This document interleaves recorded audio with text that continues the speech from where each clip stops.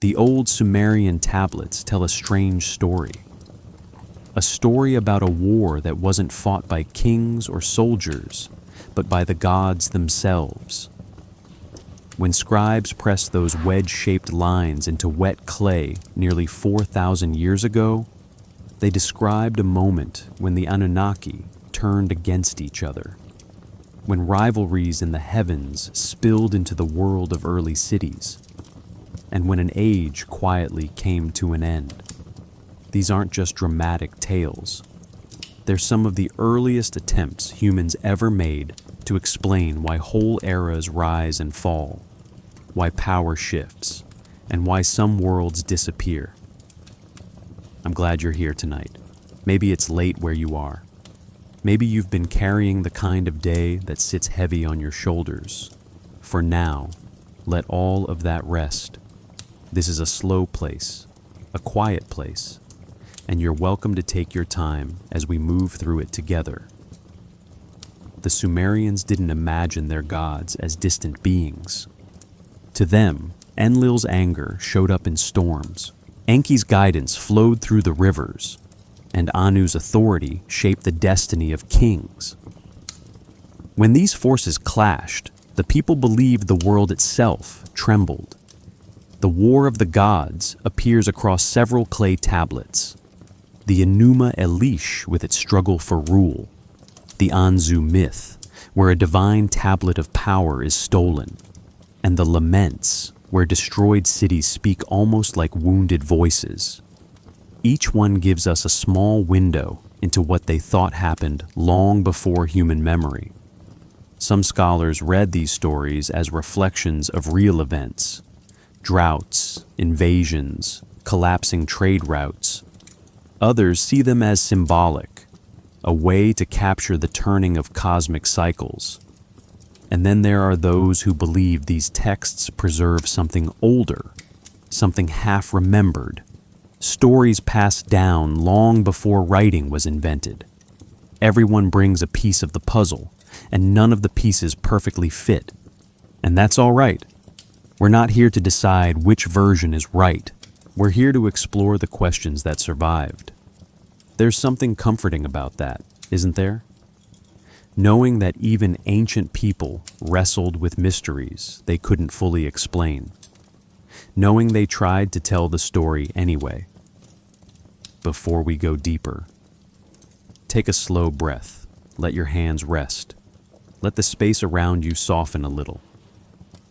If you enjoy these long, gentle journeys into ancient worlds, a simple like or subscribe helps this kind of content reach others who might need a quiet place too. Thank you for thinking about it. Now, imagine the land before the myths took shape. Flat plains stretching toward a hazy horizon. Canals glistening in the last light of evening. Mud brick homes cooling after the heat of the day. Stars rising one by one over a calm, wide valley where early farmers listened to the rivers and learned their rhythms. This was the world that existed before any war of the gods was written down. A world still forming its first stories. Still learning how to understand itself. Across the southern Mesopotamian plain, long before any tablet recorded a divine quarrel, long before the names Anu, Enlil, or Enki were ever spoken aloud, the land itself was already shaping the stories that would come later.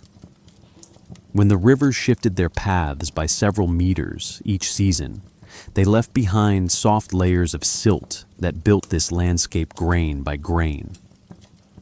The air would have carried the mild scent of wet clay after each flood, a reminder that the world was still being sculpted by forces far older than the first cities. If you had stood there then, you would have felt the ground give slightly under your feet, the soil still young, still forming, still deciding what it could hold. When the last ice age ended around 10,000 BCE, meltwater began feeding distant mountain streams, and those streams fed the Tigris and Euphrates.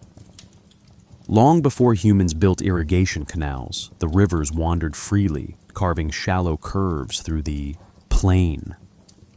The sky at night would have been remarkably clear, stars rising in slow, predictable arcs that made time feel steady. Maybe this predictability comforted early foragers. Maybe they began noticing that when certain stars appeared in the east just before dawn, the waters would soon rise. Patterns like these become stories, and stories become meaning. Carved into this plain were older geological rhythms, cycles of drought and abundance, of wind that carried fine sand from Arabia into the valley. Standing there, you might hear that wind moving across reeds, a hushed sound, like a slow breath drawn over the land. Evidence suggests temperatures then averaged 2 to 3 degrees cooler than today, and seasonal floods reached heights of nearly 1 meter in some regions.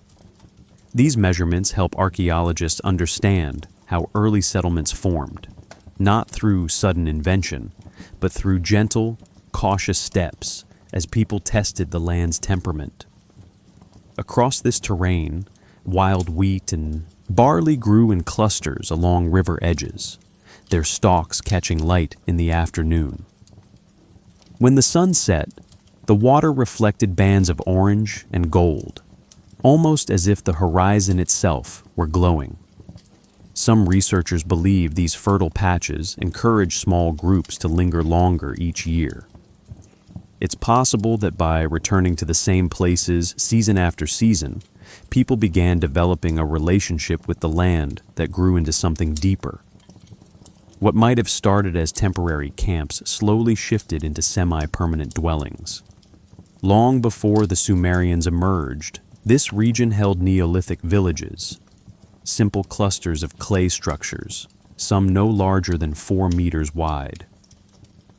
Archaeologists at sites like Chogamami and Jarmo have uncovered early irrigation ditches nearly 60 centimeters deep, showing that people were already experimenting with controlling water. The process was basic: channeling runoff into small basins, guiding it with packed earth walls. Yet even this small act required observation, memory, and cooperation. It reveals how environmental rhythms encouraged human innovation long before myth gave those rhythms divine names. Picture the night sky in this early world, with no cities, no fires beyond a few hearths. The darkness would have been nearly absolute. Stars would appear sharpened, almost crystalline. The Milky Way would stretch clearly across the sky, a pale river mirroring the darker rivers below. Some scholars suggest that this visual symmetry may have influenced early ideas of the cosmos, a world divided into layers above and below, each reflecting the other. Maybe people sitting beside quiet water asked themselves how such order existed. Maybe the first myths began as simple questions whispered into the dark. Across thousands of years, the plain continued rising as each flood deposited new sediment.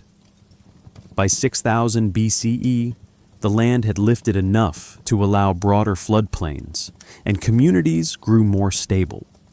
Houses expanded, sometimes arranged around courtyards, with walls made from mud brick bricks, roughly 30 by 10 centimeters in size. These details matter because they show how people shifted from wandering to rooted life, a transformation that later made cities possible. With stability came memory, and with memory came the desire to explain origins. When the climate grew slightly warmer around 5500 BCE, rainfall patterns changed. This pushed early farmers to rely more heavily on the rivers, developing longer canals and controlled sluice gates. These systems required shared labor, seasonal planning, and the emergence of leadership roles. It's possible that as human hierarchy formed, stories of cosmic hierarchy grew alongside it. The shape of society mirrored the shape of the world they believed existed beyond the horizon. Consider how quiet the evenings must have been. just the distant call of birds settling in marsh reeds, the slow movement of water against earth, the faint crackle of a fire. Chen, this stillness, people sought meaning. They traced their understanding of life onto the things they could observe: the sky, the soil, the floods that arrived whether they were ready or not. Over time, these observations turned into patterns, and patterns turned into belief. By the time the earliest Sumerian settlements began to appear, the stage had already been set. The land was rich, the rivers were powerful, and the people were ready to give names to the forces that shaped their lives. If you stand in the southern reaches of Mesopotamia long before any city rose above the plain, you find a landscape that almost feels like a quiet sea. The ground stretches wide and level, a smooth expanse where the horizon blurs in heat during the day and cools into a soft haze at night. When the floods came, they spread out in sheets only a few centimeters deep, reflecting the sky in long, shimmering pools. The air was heavy with the smell of wet earth, a scent that lingered for days. And this world, simple as it might look from a distance, carried within it every ingredient needed for the rise of something extraordinary.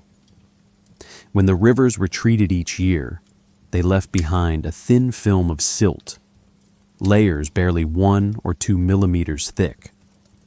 Over centuries, those layers built up into fertile ground, lifting the plains slowly like a breath that never ended. Long before writing, long before temples, people learned to read this land through touch and timing.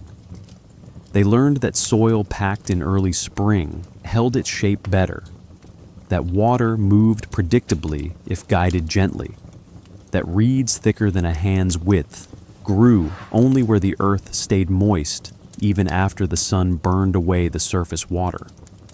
Across this landscape, the soundscape mattered too. In the mornings, wind slid over open fields with a soft, even pressure. By late afternoon, when temperatures dropped by a few degrees, the marshes came alive with bird calls. Imagine being one of the early settlers here. You step outside a small dwelling made from reeds tied with fiber rope. The walls no more than 2 meters high, and you feel the ground cool under your bare feet. The breeze carries moisture from the river. You look up, and the sky feels vast. Maybe you pause for a moment, wondering what guided the cycles that shaped everything around you. When the Neolithic communities expanded, they carried with them more than tools. They carried patterns of understanding. Archaeologists have found early grinding stones, each weighing around 3 to 4 kilograms, their surfaces smoothed by years of use. They've found pits lined with clay, about 1 meter across, likely used for storing grain. These details tell us that even before the Sumerians emerged, people were beginning to anchor themselves to this land more deliberately. They weren't simply surviving anymore. They were observing, adjusting, belonging. Long before the Anunnaki were named, the sky played a central role in shaping belief. Keiki, clear nights the stars rose in almost perfect arcs. The North Star, though not exactly the same one we know today, hovered steady enough to serve as a reference point. Some nights, clouds drifted so low that they reflected moonlight onto the plain, creating a muted glow that made water look silver. Patterns like these likely encouraged early groups to map meaning onto the heavens. Maybe they believed the sky was a kind of mirror. Maybe they sensed that whatever governed the stars also governed the river cycles. Across regions such as Telueli and Eridu, archaeologists uncovered early temple platforms built around 5000 BCE. These structures, though small, were arranged with surprising precision. Platforms measured roughly 12 meters on one side, with walls 40 to 50 centimeters thick. Their alignment often matched cardinal directions, suggesting careful observation of sunrise and sunset points. These weren't just buildings. They were early attempts to anchor human life to cosmic order, a way of saying, we see the patterns, we honor them. Consider how evenings might have felt in one of these early settlements. A handful of huts clustered together, a small fire crackling at the center, the stars appearing one by one overhead, children drifting to sleep beside reed mats, adults sitting quietly, watching the sky or listening to the water move through narrow channels. In moments like these, stories begin, and stories don't start large. They start as simple explanations shared in low voices. Why the river rose higher this year, why a new star appeared near the horizon, why a sandstorm arrived without warning. When the climate shifted slightly around 4800 BCE, rainfall patterns across the Zagros Mountains changed again. Floods became both less predictable and occasionally more intense. These shifts forced communities to refine their irrigation systems. Archaeologists have found channels nearly a meter wide, carved with wooden tools and reinforced with reed bundles. This required organization, assigning roles, planning, cooperation. As society became more structured, its stories became more structured too. Leadership needed divine legitimacy, and divine legitimacy needed narrative. Picture a group of elders sitting by a fire after a long day. They look toward the sky, watching a bright star rise, Venus, known for its predictable cycle. They might whisper about how this star brings certain winds, how those winds shape the harvest, how something greater must be guiding it all. Over years, those whispers form patterns, and patterns become myth. The land gives shape to those myths. One season, one flood, one memory at a time. By now, the foundation was set. The land had offered stability, challenge, inspiration, and warning. It taught people to watch, to measure, to remember. And memory is the soil where myth grows best.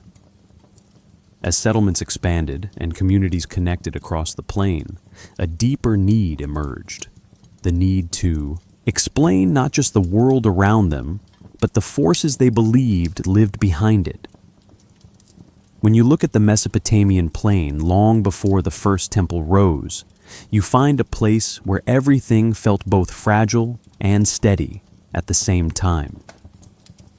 The ground beneath your feet would have been soft from recent floods, the soil cool even in warmer seasons because water lingered just beneath the surface. In the mornings, mist sometimes drifted across the low marshes, settling in thin layers that made the horizon look blurred. And at night, the sky stretched so wide that it almost seemed to press downward, giving early observers the sense that heaven and earth touched at the edges of the world. This was the landscape that shaped the earliest human imaginations, long before the Anunnaki had names, roles, or stories. When the rivers shifted, and they shifted often, entire patches of land changed character. A place perfect for planting one year could dry into cracked earth the next, the ground splitting into narrow lines barely a few centimeters wide. These unpredictable shifts forced communities to move, adapt, and watch closely. Maybe that's where the idea of unseen powers first took shape. When the land behaved in ways that felt beyond control, people looked upward for explanation. They studied the sky because it was the only thing that didn't seem to change as quickly as the earth beneath them. Across the plain, long before cities emerged, people lived in small groups, sometimes no more than a few families building circular huts from reeds. These dwellings were simple, 2 to 3 meters across, packed tightly with mud and straw. But inside, evenings would have felt warm and familiar. Firelight flickered against the walls, casting soft shadows. Outside, the wind carried the scent of river water, and in the distance, you might hear the faint splash of fish jumping near the banks. Life was quiet, rhythmic, and tied completely to natural cycles. When the dry season came, the world felt different. The air heated quickly, sometimes rising above 40 degrees in the afternoon. Crickets sang in the grasses along the river, and the ground hardened under the sun.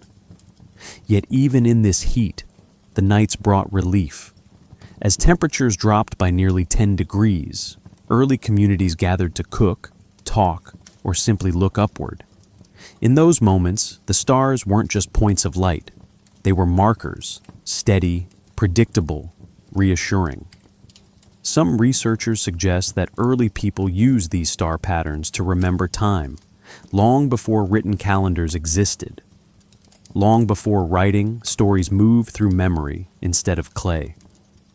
Elders passed ideas orally, shaping them slowly over generations.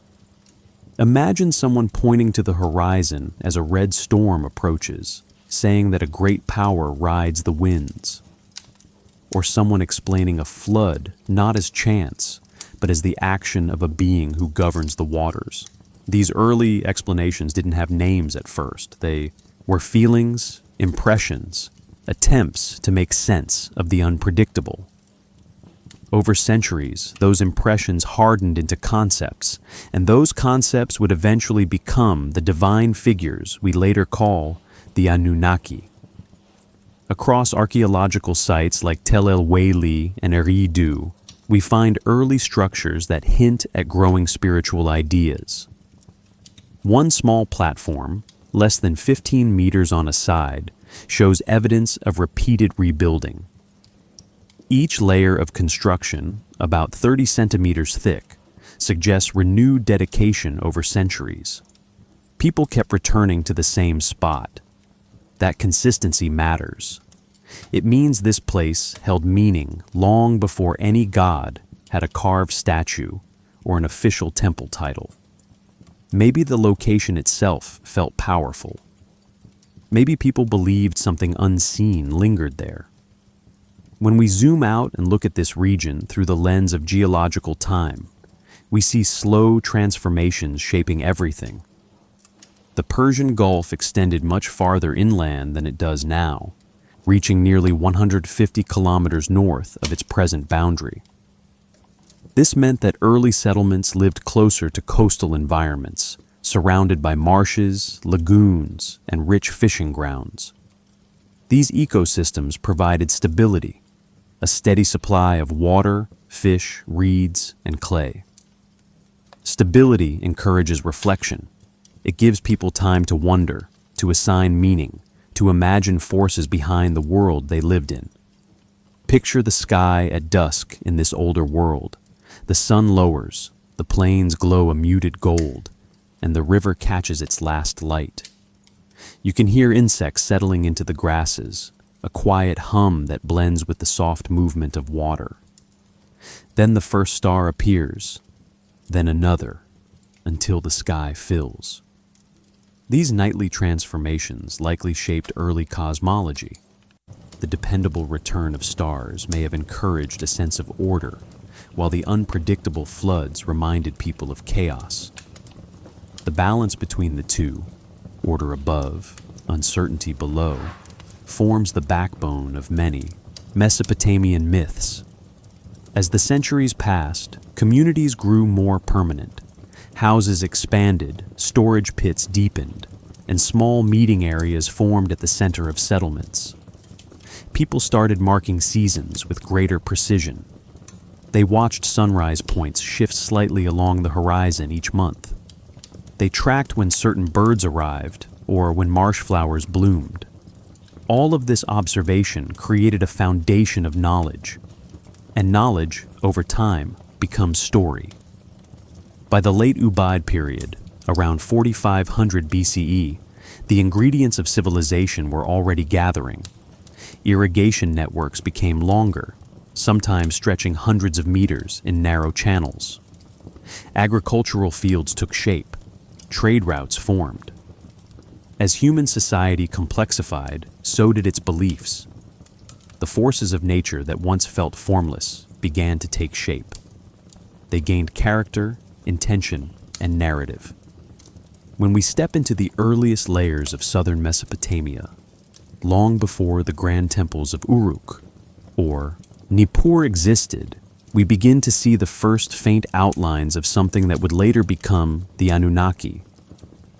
Not in fully formed myths, not in carved statues with names and roles, but in small, consistent traces scattered through clay fragments, burial patterns, and early ritual spaces.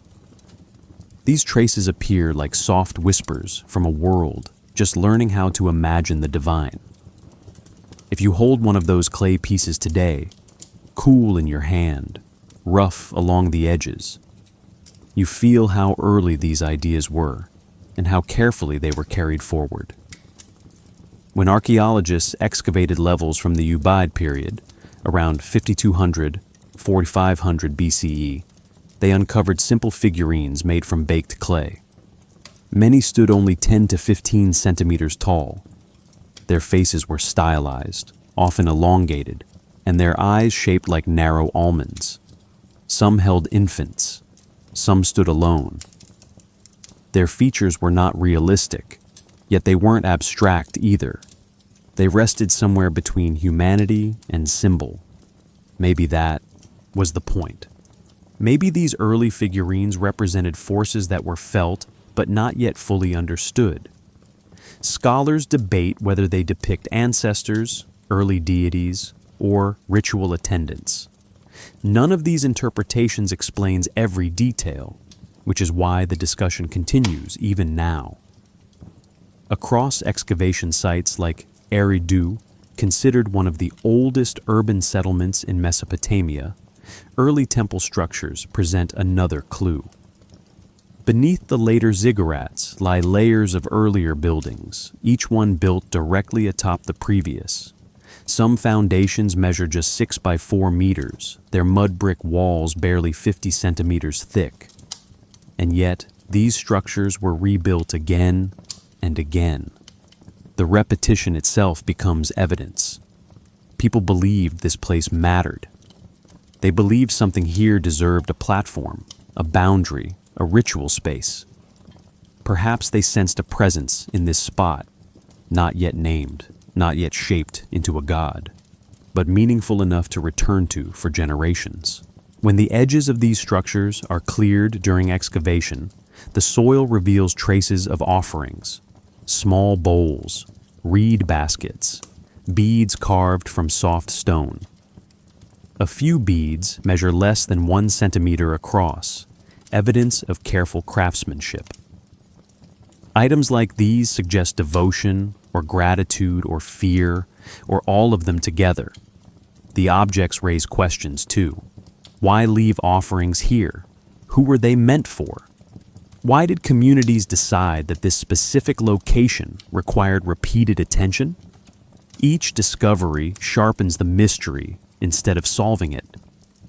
In the late Ubaid period, pottery styles became more refined. Painted bowls show geometric patterns, lines, spirals, and shapes arranged in deliberate symmetry. These bowls weren't just functional. Their designs reflect an emerging sense of order, a visual rhythm echoing the cycles people observed in the world around them. Archaeologists often describe this as a symbolic shift, a moment when humans began expressing meaning beyond everyday survival. When we look at these pieces in museum displays, under soft lighting, the colors muted by age, we can almost imagine how they appeared when freshly painted and offered in early ritual spaces. Consider the atmosphere inside one of the earliest temples at Eridu.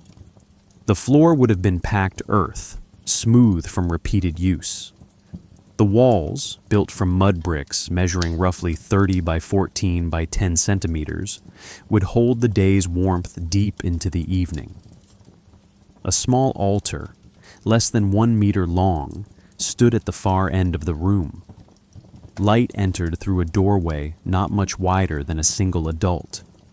Inside, the air would have carried the scent of burned reeds or bitumen used as sealant. In this quiet setting, rituals might have taken place. Simple gestures, spoken words, offerings carefully arranged on the altar surface.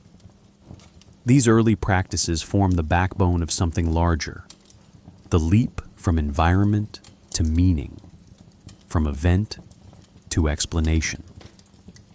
Long before the Anunnaki appeared in written form, this region developed a sophisticated understanding of the sky. Communities tracked the heliacal rising of Venus, the timing of solstices, and the slow shift of stars across the horizon. Evidence for this lies partly in alignment patterns of early structures, and partly in comparative studies with later, more detailed star lists. The sky provided predictability when the rivers didn't. The sky offered a sense of order when daily life depended on forces beyond control. Maybe that's why early spiritual ideas grew upward rather than downward, toward the stars instead of the soil. Some scholars argue that these early phases of belief weren't directed toward specific gods, but toward principles: fertility, water, protection, harmony. Others propose that proto-deities already existed in oral tradition, simply not yet recorded. Another group suggests that the earliest gods formed from merging older local spirits as communities grew and interacted. These theories coexist without fully disproving one another, because the archaeological record contains hints rather than answers. The truth remains gently unfinished. What we can say with confidence is that by 4500 BCE, the idea of divine presence had become part of daily life. Ritual spaces grew larger. Figurines became more detailed. Offerings more frequent. And in these patterns, we see the emergence of something that will eventually crystallize into the divine hierarchy of Sumer. A hierarchy that includes the beings we later call the Anunnaki, who would one day be described as shaping destinies, governing elements, and even waging wars among themselves. When we move into the earliest centuries of the Uruk period, around 4000 to 3500 BCE, something begins to shift. The traces of belief that once felt quiet and formless start to take clearer shape. Names appear, roles appear, and slowly the beings who would one day be called the Anunnaki step into the archaeological record for the first time. Not as fully formed gods yet, but as symbols, signs, and early divine figures whose identities grow more defined with each generation. If you stand among the ruins of these early settlements today, the air warm around the clay walls, you can almost sense that moment when stories turned into something larger than memory. When archaeologists began digging through the earliest levels of Uruk, they found tablets containing proto-cuneiform, symbols rather than full language. Some signs represented objects like grain or livestock. Others represented ideas like offerings or ownership. And mixed among these were signs scholars interpret as early divine markers. A star symbol, carved with careful strokes, appears repeatedly. Later texts identify this symbol with the divine, meaning that even in these earliest records, the idea of a celestial order was already present. Maybe communities were learning how to connect the patterns of the sky with the rhythms of their lives. Maybe this was the first step toward telling stories about beings who shaped the world. Across the city's early layers, temple architecture also grows more complex. A structure known as the Anu ziggurat sits beneath the later massive platform. Its earliest form was a simple raised terrace, roughly 35 by 40 meters in size. Its sloping sides reveal repeated rebuilding phases, sometimes as thin as 10 centimeters, stacked like layers of memory. Inside these spaces, excavators found polished limestone fragments and ceramic cones pressed into walls to create patterned mosaics. The effect, when sunlight passed over them, would have made the temples shimmer. Imagine seeing that for the first time, light glancing off thousands of tiny surfaces, making the structure glow. It would be easy to believe something powerful lived there. One of the most intriguing discoveries from this period comes from the Iana district of Uruk, where thousands of clay tablets were uncovered. Many show lists of offerings, barley measured in silas, beer recorded by the jar, animals noted by number and type. These records show a sophisticated system of administration. But more importantly, they show that offerings were being directed to specific divine figures. The names are incomplete, formed from early logograms that scholars still debate. Yet the pattern is clear. Divinity had taken on identity, not just presence, but personality. And this brings us to the mini-story required for this section, a real moment of discovery that changed how researchers understood early Mesopotamian religion. In 1929, during a season of excavation at Uruk, led by German archaeologist Julius Jordan, a young assistant named Arnold Nöldecke was assigned to clear debris from a collapsed storage room in the Iana precinct. The morning was hot, dust rising with each movement of the brush. As he worked, he noticed dozens of clay fragments scattered in layers, each marked with faint impressions couldn't immediately identify. Nöldecke carefully lifted the fragments and arranged them on a canvas sheet.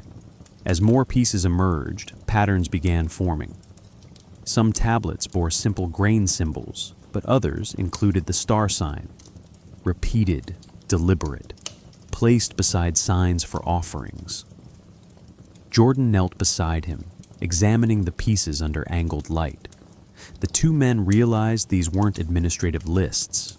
They were early ritual inventories. One tablet, once reconstructed, recorded offerings of beer and barley, followed by the star sign and a secondary symbol scholars now associate with Inanna's early form. The realization settled in slowly. This was one of the earliest written references to an identifiable deity in Mesopotamia. A moment when human intention, spiritual imagination, and administrative precision converged. By evening, the team had cataloged nearly 50 fragments from the same room. Their arrangement showed a structured ritual system, not random offerings. The find confirmed something scholars had suspected for decades, that the gods of Mesopotamia began receiving named devotion far earlier than previously recorded. A door had opened, linking archaeology with myth in a way that felt suddenly tangible. Returning to the broader landscape, discoveries like these show how early belief evolved from local spirits into recognizable divine figures. Some scholars argue that these proto-deities eventually merged into the beings later called the Anunnaki. Others believe the Anunnaki were always part of older oral tradition, simply unrecorded until writing developed. The debate remains active, but the evidence points toward a gradual crystallization, a slow assembling of divine identity over centuries. Consider the sensory environment inside these early temples. The floors were coated with fine gypsum plaster, cool to the touch even in warm seasons. Reed mats softened the spaces where priests walked. Light entered through narrow doorways, creating bright lines across the floors. Offerings left behind, fish bones, barley grains, crushed malt, reveal the smells that once filled these rooms. A mix of sweetness, earth, and the faint tang of river life. These scents weren't just incidental. They were part of ritual, part of the experience of approaching the divine. Another unresolved question involves the role of early priests. Were they full-time specialists or farmers performing seasonal duties? Some tablets list workers assigned to temple service for set periods, perhaps evidence of rotating responsibility. Others show permanent positions. The truth is still uncertain. The evidence hints at multiple possibilities, each one plausible, none complete. We also see the first visual signs of hierarchy in divine representation. Larger temples served as both administrative hubs and sacred sites. Smaller shrines dotted the landscape. Offerings varied in quantity and type. These differences suggest that early communities were already ranking divine figures, assigning greater or lesser influence. The seeds of a cosmic family, a divine council, were beginning to form. By the end of this period, the idea of divine conflict becomes faintly visible. Not yet a full story, not yet a written myth, just hints. Symbols arranged in ways that suggest tension, transitions between ritual phases, and early associations between power and divine favor. When we reach the middle of the Uruk period, around 3500–3200 BCE, the world of early Mesopotamia begins to look recognizably like the foundation of later myth. The rivers still flood, the sky still guides farmers, and temples still gather offerings. But now, for the first time, stories attach themselves to specific divine figures. These aren't yet the long epics of later ages. They're fragments, scenes, images, symbols pressed into clay. And if you look closely at those fragments, you can see the early shadows of the Anunnaki taking form. When excavators studied the earliest proto-writing tablets, they noticed something new. Signs grouped in patterns that suggested narrative rather than simple record-keeping. A sequence showing a mountain, followed by the star symbol, then a figure seated on a platform. Another sequence showing water lines beneath a horned crown. These images appear simple, but they reveal something important. People were beginning to describe relationships between the natural world and the divine. Mountains represented places of power. Water represented life, judgment, or renewal. The seated figure represented rulership. And when scholars compare these symbols with later myths, parallels emerge. Across sites like Jemdet Nasr, archaeologists uncovered seals carved with scenes showing winged figures standing beside trees, animals bowing, humans kneeling. Most seals measure just 2 to 3 centimeters in diameter, their details fine enough to require skilled craftsmanship. The impressions they leave behind onto soft clay lumps used to seal jars or storerooms sometimes show horned crowns, a symbol of divinity. These horned crowns appear later in myths describing the Anunnaki as the high gods of Sumer. Perhaps these early seals reflect the beginning of that identity. Perhaps communities were starting to imagine divine hierarchy long before stories recorded it in full. One of the most revealing discoveries from the late Uruk layers is a particular type of tablet known as a pictographic list. These lists sometimes include symbols for offerings placed in specific order: grain first, then water, then incense or oil. At the top of these lists often appears the star symbol, or a combination of star and mountain. This combination later becomes the determinative sign for God, meaning the idea of divine presence was not just symbolic anymore. It had become organized. This is where archaeologists begin to see the earliest hints of conflict, too. Not conflict, described in full mythic form, but differences in offerings, variations in temple size, shifts in symbolic emphasis. These patterns suggest competition, not yet war, but the early idea that divine beings held different degrees of power or influence. These subtle differences lay the groundwork for later stories about divine rivalry and cosmic battles. And now, we come to the required mini-story for this section. The story of a discovery that changed how researchers understood the earliest mythic images. In 1961, British archaeologist Joan Oates was supervising an excavation at Tel Brak in northern Mesopotamia. One afternoon, while brushing soil from a layer dated to around 3400 BCE, she noticed a tiny cylinder seal lying partly exposed near a packed earth threshold. The seal was dark, about 2 centimeters long, cool against her fingertips when she lifted it. Oates cleaned it carefully with a soft brush. As the carved surface emerged, she realized something unexpected. The seal showed a scene that scholars believed developed centuries later. A seated figure wearing a horned crown faced a standing figure holding a staff. Above them, a star symbol hovered. Behind them, what looked like mountain lines rose in a stepped pattern.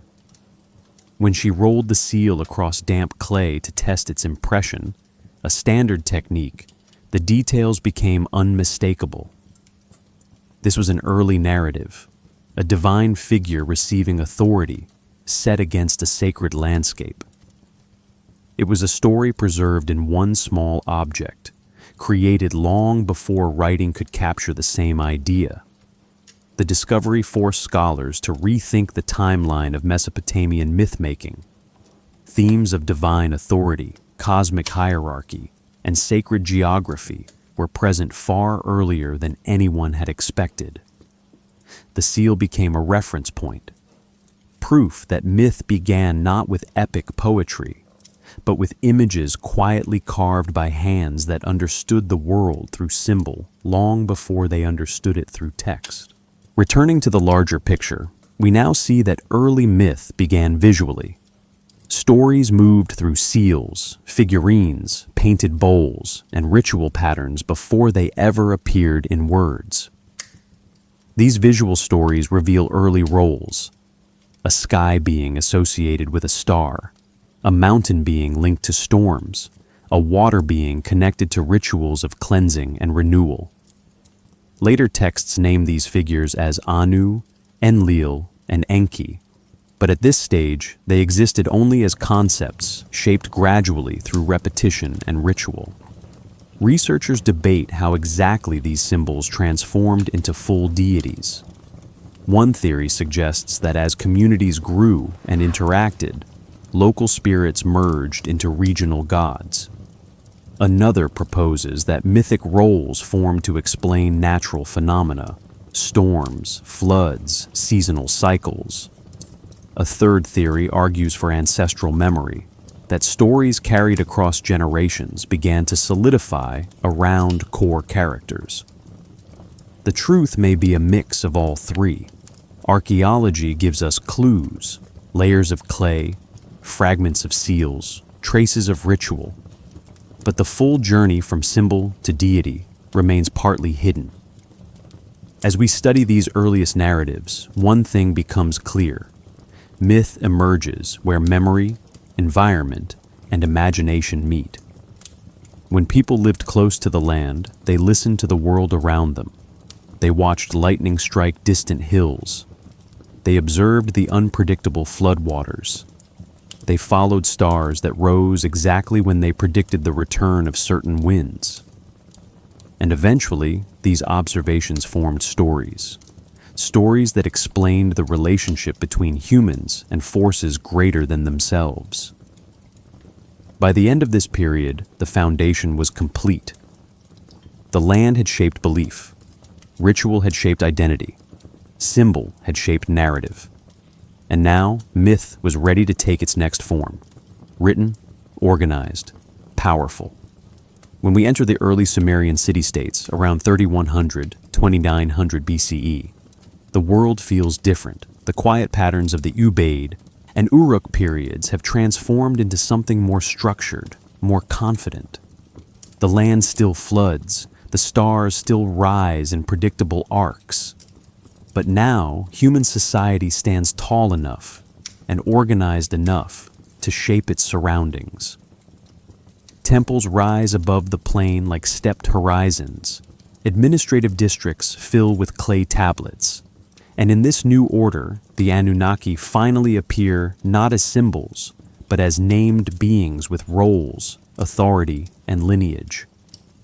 When you walk through the archaeological layers of early Lagash, or Nippur, you can feel this shift almost physically.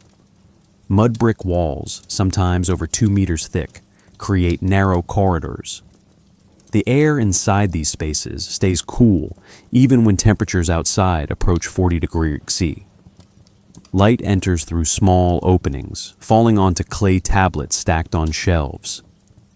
Many of these tablets, written in early cuneiform, contain lists of offerings, hymns, and administrative accounts directed to specific deities. The names that appear most often are familiar: Enlil, Enki, Inanna, Ninhursag, Utu. These are the beings who will later be called the Anunnaki, the great gods who shaped destinies and governed cosmic order. Across Nippur, the Temple of Enlil stands out as a center of power. Its earliest form measured roughly 50 by 40 meters, with walls reinforced by baked brick. At its core lay a sanctuary known as the Ekur, a term meaning house of the mountain. Inside this structure, archaeologists found evidence of repeated burnt offerings, ash layers separated by thin floors of plaster. The repeating pattern shows long-term ritual activity. People returned here generation after generation, bringing grain, meat, fish, and incense. They believed Enlil ruled the winds and held the Tablet of Destinies, the divine document determining the fate of gods and humans alike. Across the plain in Eridu, Enki's temple remained a center of wisdom, water, and magic. Excavations revealed more than 17 construction phases stacked atop each other. Each phase added new rooms, thicker walls, or additional altars. One layer included a basin coated with bitumen, likely used for water rituals. The basin measured roughly 1.5 meters across, deep enough for submersion of vessels or symbolic purification rituals. You can imagine the sound of water trickling in that quiet chamber, the way the air would cool immediately, the faint scent of bitumen lingering on the walls. As for Inanna, her earliest shrine in Uruk grew dramatically during this time. The House of Heaven, as later texts call it, contained votive statues carved from alabaster or limestone. Many statues are small, 20 to 30 centimeters high, depicting worshippers with wide eyes and clasped hands. Their eyes are important. The polished stone reflects even faint light, creating the impression of constant attention. Scholars believe this style symbolized devotion, vigilance, and the presence of the divine. Inanna's temples often included cone mosaics, small colored clay cones pressed into walls to create geometric patterns. If sunlight reached these mosaics, they glowed softly, transforming the space into something that felt alive. But perhaps the most important development of this era is the organization of myth. For the first time, stories appear in structured form. Not fully written narratives yet, those come later, but patterns preserved across cities. One pattern describes the Anunnaki as 50 great gods seated in assembly. Another pattern associates them with cosmic functions: sky, air, water, fertility, judgment. A third pattern, appearing faintly in these early centuries, hints at rivalry. Texts from Shurupak, dated around 2600 BCE, mention disputes among gods about how creation should be governed. These fragments will eventually become the foundation for larger stories. Conflicts of authority, battles of will, and a war that ends an age. Consider how daily life looked during this time. Streets were narrow, sometimes just 1 to 2 meters across. Houses made of mud brick lined the pathways, their walls coated with whitewash. The smell of bread, beer, and baked clay drifted from courtyards. Children played with bitumen balls or clay animals. Adults carried baskets of grain or jars of oil along canals. And above all of this rose the temples, tall, structured, authoritative. They weren't just buildings. They were the axis points around which society turned. One question often asked is how belief and power interacted. Did the gods gain authority because the cities grew? Or did the cities grow because people believed the gods supported them? The archaeological record doesn't offer a single answer. Some tablets describe divine appointments of kings, suggesting political legitimacy flowed from the divine. Others focus on offerings and ritual, suggesting devotion-shaped daily rhythm. And then there are seals that show gods granting symbols of power, rods, rings, crowns, implying a mutual relationship between heaven and earth. But perhaps the most striking feature of this era is continuity. Across centuries, the names of the Anunnaki remain stable. Enlil, Enki, Ninhursag, Inanna, Utu, Nana all appear consistently. This tells us something. The people trusted these figures. They carried these names across generations, across environmental shifts, across political changes. Stability in belief often reflects stability in meaning. These gods helped people understand a world that changed slowly but powerfully. As the Golden Age unfolds, something else begins to rise. The first full myths of divine conflict. Tablets from this era refer to disputes over sacred objects, arguments between divine siblings, and storms described as battles. These are not yet the war of the gods, but they're its earliest echoes, small tremors before the greater stories appear. When the Sumerian civilization reached its height around 2600 and 2400 BCE, the cities along the southern plain felt like living organisms, each one breathing through its canals, glowing under the sun, humming with work and worship. Imagine walking into Ur at dawn. The sky still carries pale blue, the air cool from night winds drifting across the river. You hear potters turning wheels, reed boats sliding across water, priests chanting softly at temple thresholds. The city feels awake in layers, some visible, some hidden. And everywhere you look, the presence of the Anunnaki is woven into daily life.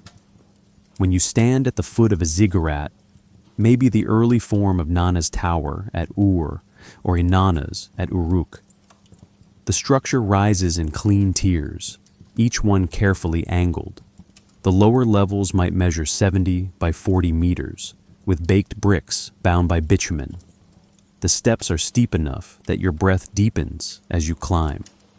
At the top, priests study the horizon for celestial markers, Venus rising just before dawn, the moon shifting cycle across the month, the sun's path on solstice mornings.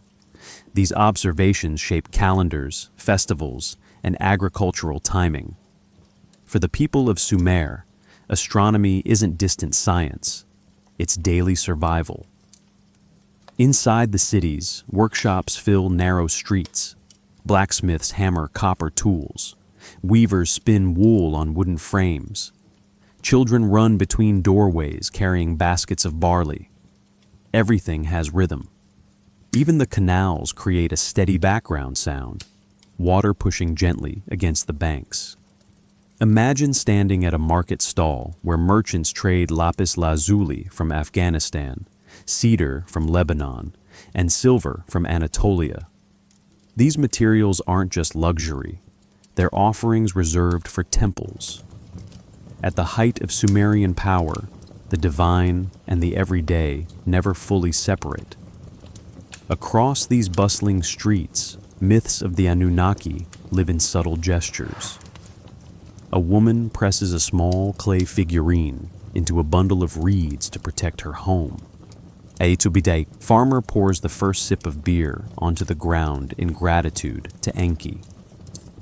A child traces a star symbol in the dust before sleep.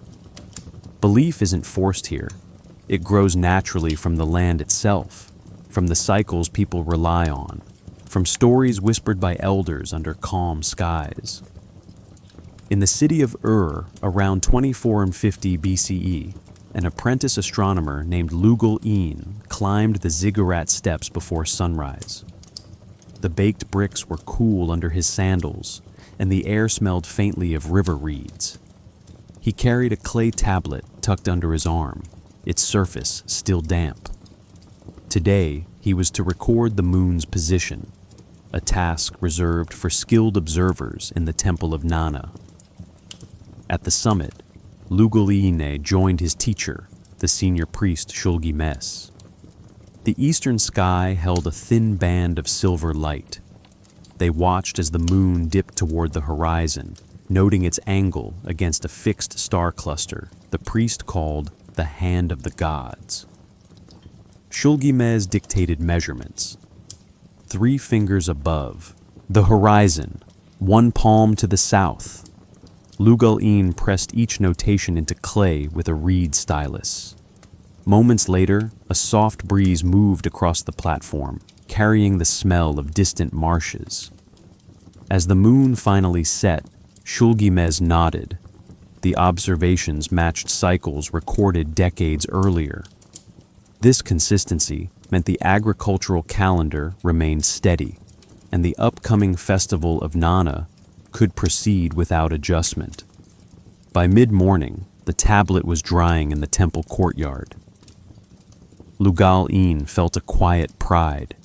His record would guide planting, trade, and ritual for thousands of people. For him, astronomy wasn't about predicting the future. It was about listening. Listening to the sky the same way others listen to water or wind. And in that listening, he felt the presence of the divine. Returning to the broader city, scenes like this unfolded every day.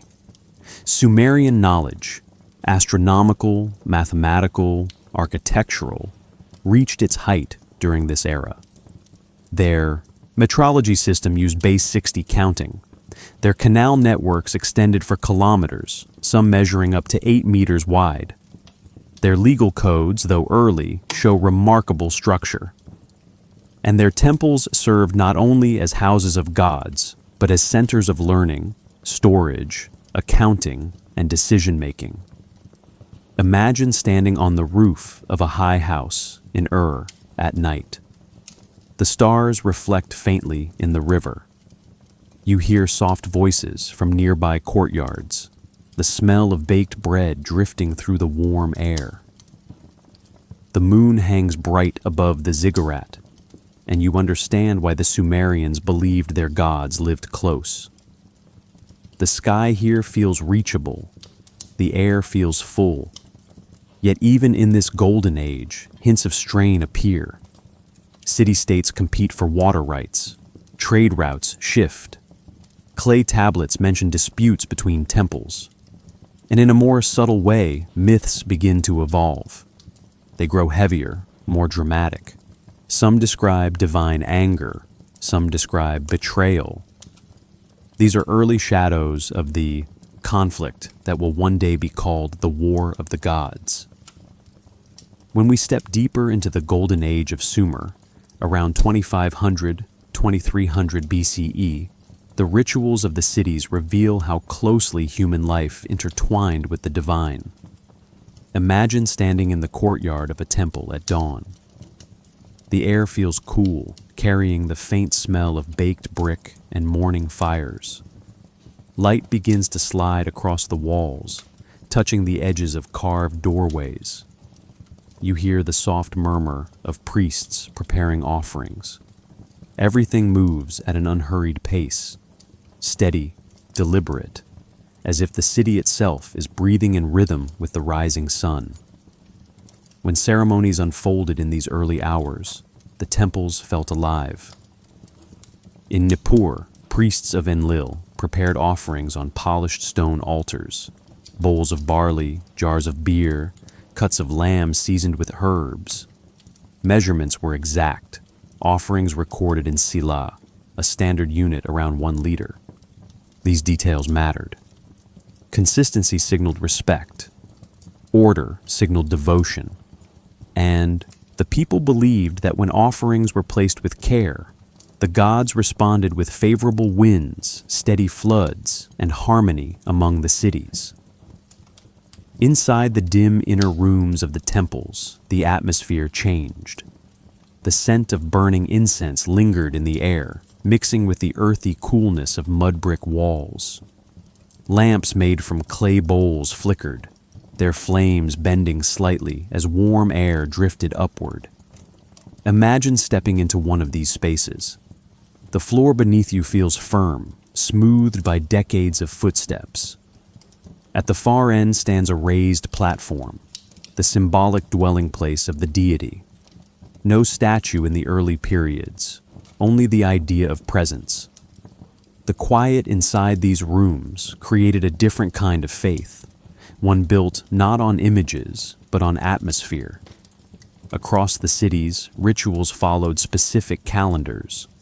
The lunar cycle guided celebrations of Nana, while seasonal cycles shaped ceremonies for Enki and Enlil. Priests studied the sky from high platforms, noting the position of the moon relative to bright stars. These observations weren't abstract. They determined harvest schedules and long-distance trade journeys.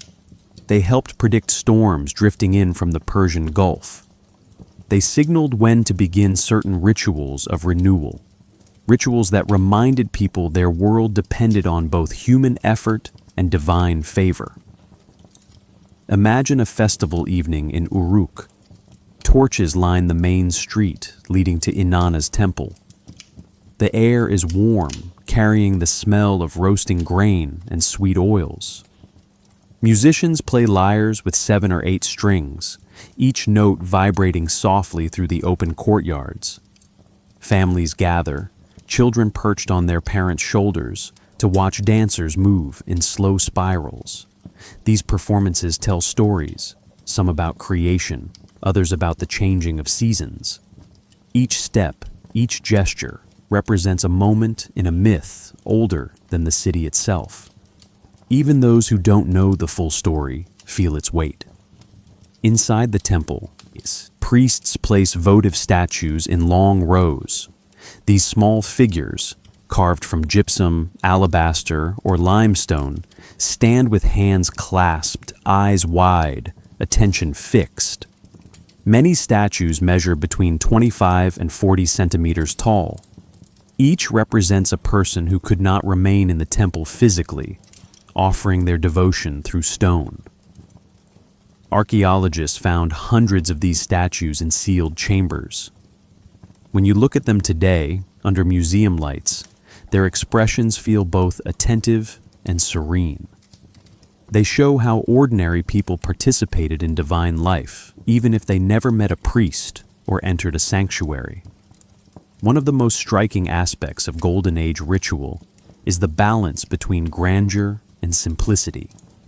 Temples were large, organized, and highly structured, yet many daily practices involve small gestures, touching the threshold stone before entering, pouring a few drops of water into a clay bowl, tracing a symbol into dust. These quiet moments connected private life to cosmic order.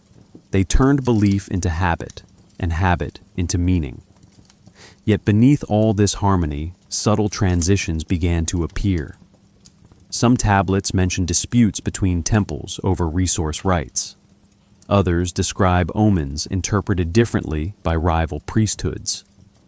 A few inscriptions hint at tension among the gods themselves, disagreements over influence, storms tied to divine anger, changes in ritual emphasis.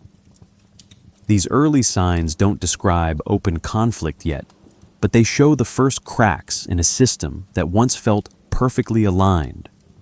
Still, In the everyday life of the people, stability remained the dominant feeling. Imagine walking home from a festival at night. The moon reflects in the canal. The ziggurat stands tall against the sky, its silhouette clear under the stars. You hear distant songs drifting from a courtyard. Somewhere a potter's kiln cools. Somewhere a shepherd whistles to guide his flock. The city feels protected, watched over, balanced. And yet, there is a quiet sense that something waits beneath the surface. A deeper story not yet told. The rituals preserve harmony, yes, but they also preserve memory. Memories of older myths involving rivalry, power, and the shifting of ages. These memories begin to rise in the Golden Age, shaping the myths that will soon describe the greatest divine conflict in Sumerian tradition. When the Sumerian Golden Age reached its fullest expression around 2400–2200 BCE, the world beneath the Anunnaki felt completely aligned. Cities thrived. Canals carried water like veins across the land.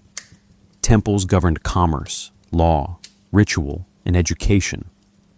And above all of it stood the divine order, a system so integrated into daily life that people rarely questioned it.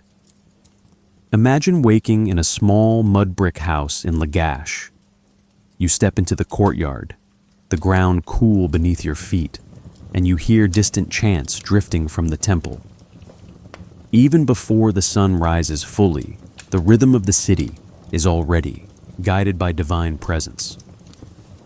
When scribes of this era wrote their tablets, they often began with invocations. By the command of Enlil, by the blessing of Nana, in the sight of Inanna. These phrases weren't ceremonial habits. They reflected real belief that every action flowed through a cosmic chain of authority. And it wasn't a vague hierarchy. The divine council, the Anunnaki, stood at the center. Texts described them sitting in assembly, allocating responsibilities, shaping outcomes. Later myths called this group the 50 Great Gods, though the exact number varies. What matters is the image, a court beyond human reach, making decisions that determined both cosmic and earthly stability.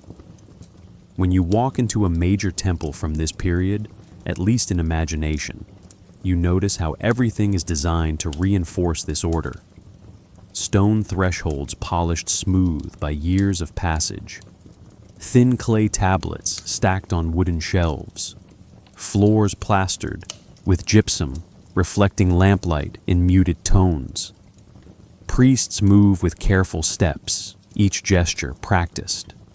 The air carries the mixed scent of incense, oil, and the warmth of morning sun filtering through narrow windows. A visitor didn't simply step into a building. They stepped into the structured heart of the world. Astronomy played a central role here. Observers stood on ziggurat platforms measuring lunar cycles, noting the position of constellations, tracking Venus across its predictable phases. Imagine an evening at The sky darkens to deep blue. The moon rises, bright and steady. Priests watch it from the high tower, comparing its position to clay tablets recording observations from generations past. These cycles created a sense of stability, a cosmic clock threaded through the entire civilization. When the sky moved predictably, people believed the gods were pleased. When anomalies appeared, tension grew. Across the landscape, inscriptions describe festivals where the presence of the gods felt tangible. One such festival, dedicated to Enlil in Nippur, included processions through the city. Hundreds of people walked together, carrying offerings. Musicians played long-necked lutes and framed drums. Priests sprinkled water from the temple basin along the street, each droplet catching the sunlight. These rituals weren't merely symbolic. They maintained balance, reinforcing the relationship between humans and the divine. The Anunnaki were seen as protectors, but also as beings whose favor must be cultivated through harmony, precision, and sincerity. Daily life during this time reflected that harmony. Farmers measured fields using standardized rope lengths. Merchants weighed goods with bronze scales calibrated to temple standards. Architects used precise ratios to design buildings.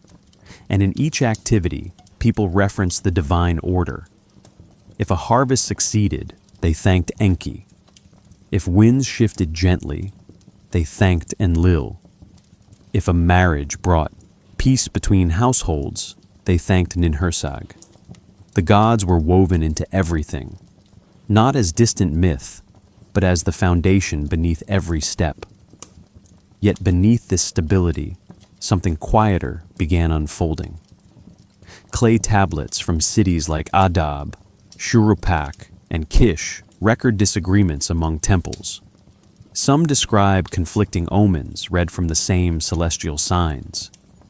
Others mention minor deities rising in influence, challenging older hierarchies. These hints appear small, almost hidden between lines of text, but they signal a deeper shift. When divine order becomes complex enough, tension is inevitable. And when tension grows between gods, myth transforms into narrative. Imagine a calm night in Nippur. A scribe sits beside a dim oil lamp, copying an older hymn onto fresh clay.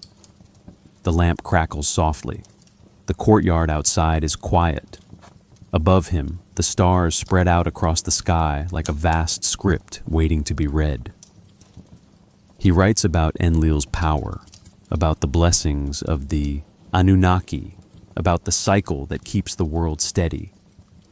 But he pauses now and then, glancing upward as if something unspoken rests between his lines. The myths he knows carry small shadows, hints of decisions made in heavenly courts, disagreements among powerful beings, debates that might one day shape the fate of humanity. This is where the Golden Age reaches its height, and it is also where the first clear signs of impending change appear. Stories deepen, symbols grow sharper, rituals carry more weight, and the divine world begins to feel more dynamic, less perfectly aligned, more vulnerable to conflict. When you look at a Sumerian temple from a distance, a ziggurat rising above the plain, its surface is warmed by sunlight. It seems straightforward enough. A sacred building, a place for offerings, a home for the divine. But when archaeologists step inside these structures, measure their angles, study their foundations, and compare their alignments, something unexpected appears. Hidden beneath the visible world is a quiet geometry, a pattern that connects sky, earth, and ritual in ways the ancient builders never explained outright. Perhaps this is where the idea of divine order began, not in myth, but in structure. When researchers examine the earliest phases of the Iana precinct in Uruk, they notice something unusual. The walls of certain ceremonial rooms align not only with cardinal directions, but also with the rising point of Venus during specific cycles. Venus, associated with Inanna, follows an 8-year return pattern. Some chambers show doorways angled roughly 8 degrees off east, matching this celestial rhythm. Was this deliberate? Mainstream scholars argue that early priests tracked the morning star for agricultural timing. Others suggest a symbolic alignment, a way to place the goddess within the architecture through celestial geometry. And a more alternative view proposes that this reveals an early understanding of long-term astronomical cycles, preserved through myth rather than science. Inside these same structures, silence plays its own role. Imagine stepping into a narrow room built with mud brick walls nearly 1 meter thick. The air feels cool, the sound of the city fading into a muted hush. In this stillness, even a whisper becomes amplified. Some chambers have curved or slanted walls, forming subtle acoustics. Archaeologists found that certain frequencies resonate strongly within these rooms, especially low tones. Perhaps ceremonies used these acoustic effects to enhance ritual presence. Perhaps the builders understood, through practice rather than theory, how sound behaves in enclosed space. Or perhaps the resonance symbolized the unseen presence of the divine, a vibration beneath the spoken word. When examining temple foundations, another hidden feature appears. Many are built on raised platforms, reinforced with multiple construction layers. In Eridu, for example, at least 17 layers stacked directly on top of each other, each one about 20 to 40 centimeters thick. These layers form more than architecture. They form memory. Each rebuilding marks a renewal, a quiet acknowledgement that sacred space must be continuously refreshed. Beneath every new floor lies an older one, still intact, still carrying the prayers and footsteps of earlier ages. In the stillness of excavation trenches, these layers feel like geological echoes of devotion. Perhaps the most intriguing hidden dimension appears in the temple of Nana at Ur. When excavators mapped the surviving brick courses, they found that some sections use alternating patterns of baked and unbaked brick. The baked bricks endure heat and moisture better. The unbaked bricks breathe, regulating interior temperature. This system creates a stable environment for storing ritual objects, tablets, offerings, textiles, without written instruction yet with remarkable effectiveness. Some scholars see this as an early science of thermal control. Others believe temple architects inherited knowledge from older traditions, passed down silently, never recorded. And still others suggest that this technique embodied symbolic duality, permanence and impermanence held together. Imagine walking through one of these rooms during a quiet moment in the afternoon. Dust motes drift in shafts of light. The air holds steady coolness. Your footsteps sound soft, almost swallowed by the walls. In this near stillness, the architecture seems to watch. You feel the weight of centuries beneath your feet. You sense the presence of something larger than any single generation. A continuity preserved in brick, alignment, and design. Another hidden layer emerges when we examine carved objects found in temple storerooms. Cylinder seals often include motifs of mountains, flowing water, winged beings, and stars arranged in deliberate patterns. Mainstream scholars interpret these as symbolic scenes related to myth.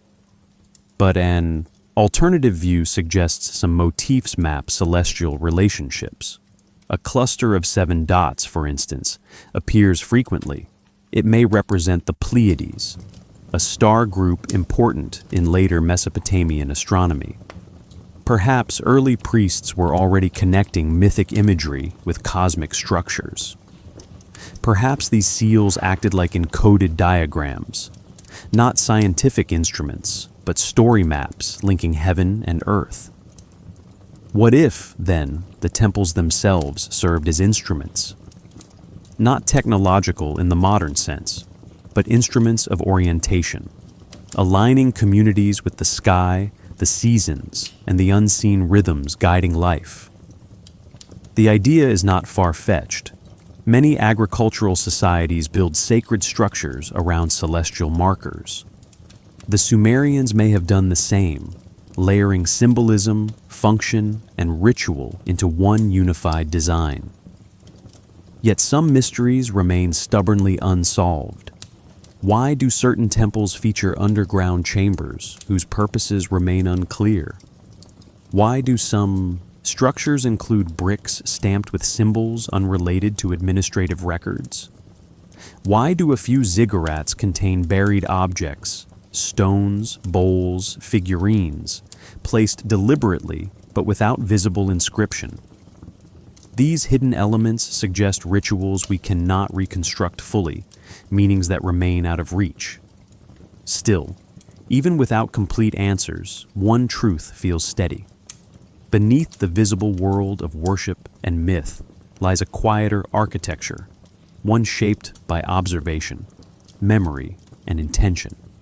And these hidden dimensions deepen our understanding of how the Sumerians experienced the divine, not as distant beings, but as patterns etched into the very world around them. When we look at Sumerian mythology today, the stories of Enlil shaping wind, Enki guiding waters, Inanna crossing the underworld, it is easy to see them simply as narratives. But when we place these myths beside the art, seals, and inscriptions of the time, a deeper layer emerges. Beneath the surface of each story lies an unseen structure, a symbolic language that connects cosmic patterns with human experience. And perhaps this symbolic layer is where the earliest hints of the War of the Gods first began to form. When archaeologists study cylinder seals from the early dynastic period, they often focus on the obvious images: winged figures, horned crowns, flowing water, mountains broken by stair-like paths. But look closely, and subtler patterns appear. Many seals place a star above a king or deity, almost always 8-pointed. This symbol, associated with Inanna, also appears in later astronomical lists to mark Venus. Why this overlap? Mainstream scholarship explains it simply. Inanna became linked to Venus over time, but an alternative interpretation suggests something deeper. Perhaps the star symbol represented cycles, rebirth, transformation, instability, qualities embodied both by Venus's changing visibility and Inanna's mythic journeys. In painted pottery, spirals appear again and again. Some feel decorative. Others seem placed deliberately in sets of 3 or 4. One pot from Kish includes a sequence of spirals beneath a stylized river. Some see this as water symbolism. Others propose lunar cycles, and a few researchers, drawing from cross-cultural comparisons, suggest these spirals represent the unseen forces of fate, forces later personified by the Anunnaki Council. The truth is uncertain, but the recurrence of these forms invites attention. Imagine standing inside a temple where these symbols once appeared brightly intact. The walls shine with cone mosaics, their colors muted now, but once vivid. Black, white, red, arranged in geometric patterns. Each pattern carries hidden meaning.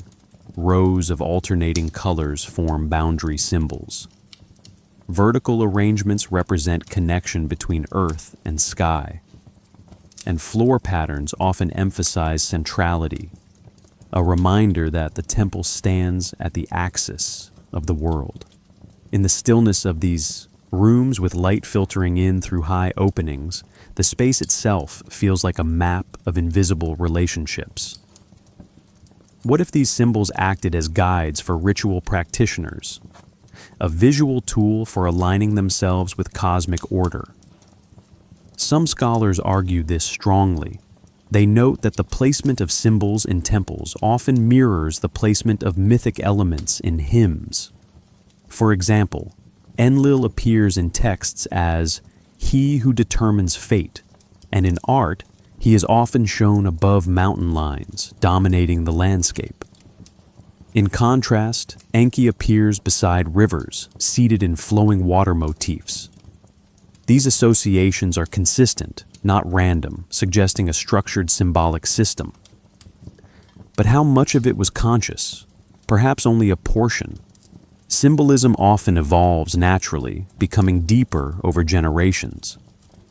When studying the myths themselves, patterns become clearer. The descent of Inanna into the underworld, for instance, mirrors Venus, disappearing behind the sun for several days before reappearing. Her 7 gates match Venus's complex cycle of rise, set, and conjunction. Some believe this story is a direct encoding of astronomical observation. Others think it reflects spiritual themes: loss, transformation, renewal.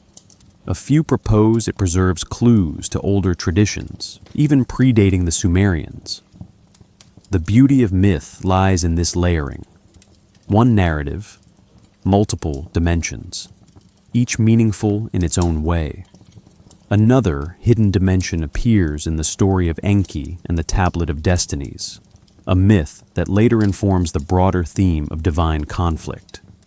The tablet represents order, authority, cosmic law, but symbolically, it may also represent something else: knowledge, memory, or the ability to predict patterns in nature. Some alternative interpretations propose that the Tablet of Destinies represents early scientific understanding, the accumulated wisdom of generations encoded in mythic form. Meanwhile, mainstream scholars see it as political metaphor. Both views help us understand how myth becomes a container for many meanings. Imagine a scribe sitting in a quiet room, copying these stories onto fresh clay. The stylus makes soft clicks. The oil lamp flickers. Outside, the evening breeze carries the faint smell of river mud. In this moment of stillness, the scribe is not just recording myth. He is translating unseen relationships, things felt but not fully understood. He writes of gods meeting in councils, debating the fate of nations, shaping rain and wind. Yet beneath every line lies a symbolic echo: patterns of nature, patterns of society, patterns of human fear and hope. Perhaps the most mysterious symbols appear in boundary stones known as kuduru. Though most come from later periods, their designs preserve older motifs: snakes, stars, mountains, rivers, horned animals. Some represent divine protection. Others mark cosmic territories. A few remain unclear even today.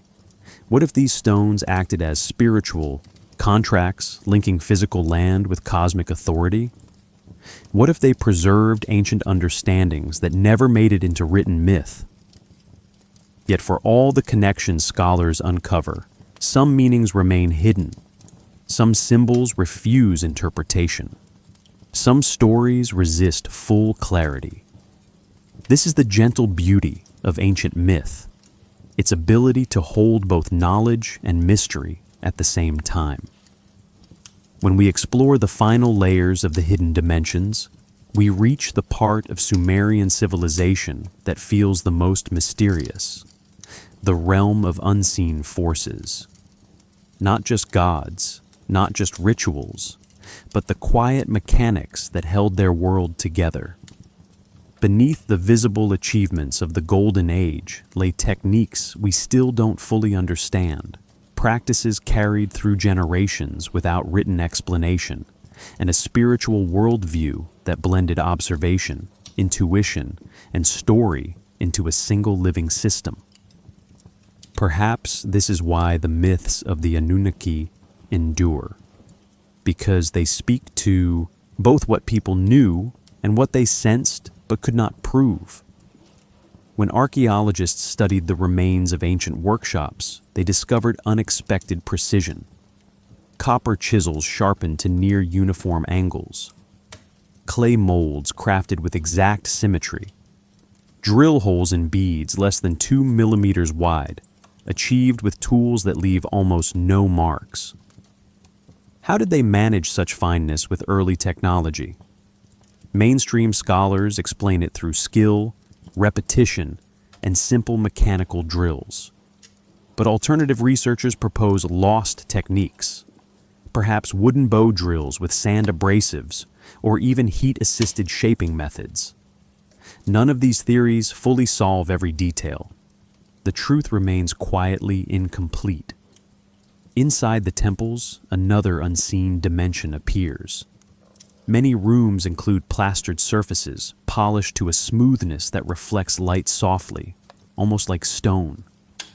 Some floors incorporate gypsum layers, only a few millimeters thick, yet perfectly level, a difficult task without modern tools. Perhaps these polished floors amplified lamplight during rituals. Perhaps their reflective quality symbolized purity. Or perhaps they created a sensory atmosphere meant to bridge the human and divine. In places where stillness settled thickly, these surfaces would catch the faintest flicker, turning small flames into quiet radiance. Imagine standing in one of these sanctuaries after a ceremony. The crowd has gone. The drums have ceased. The incense smoke hangs in the air, moving slowly in pale threads. When the last priest leaves, the silence becomes almost tangible, a full, patient quiet that seems to gather in the corners of the room. What if this silence was part of the ritual itself? A way of letting the world settle, letting the unseen forces breathe. Some traditions value noise, others value emptiness. The Sumerians seem to balance both. Across several temples, archaeologists found magnetic anomalies in the soil, slight variations that appear beneath specific walls or platforms. Mainstream explanations point to mineral deposits or variations in clay composition. But some alternative researchers suggest intentional placement of stones containing metallic ores, possibly for symbolic or energetic reasons. No consensus exists. Perhaps these anomalies are accidents of geology. Perhaps they reflect forgotten construction practices. Or perhaps they hint at spiritual symbolism we no longer fully grasp. When researchers examined ceremonial objects, the mysteries deepened. Stone bowls carved with extreme precision. Vessels made from materials not native to the region. Diorite, serpentine, chlorite. Some of these stones would have required transport from hundreds of kilometers away.